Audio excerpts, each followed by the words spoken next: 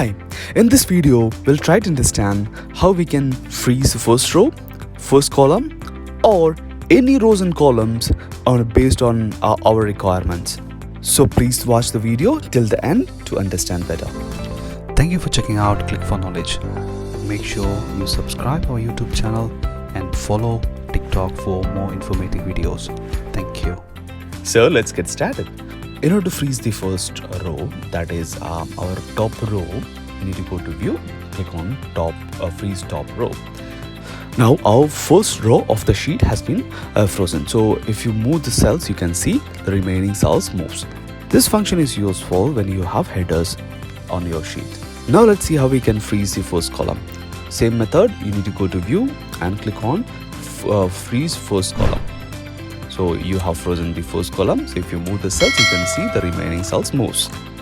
Now let's understand how we can freeze any row or column. Before I explain to you how we can do it, let me highlight any of the cells for the explanation purpose. So I'm highlighting this cell E4 and highlighting in yellow. So let's apply the freeze function. Before that, you need to make sure you select the right cells. So click on the right cells.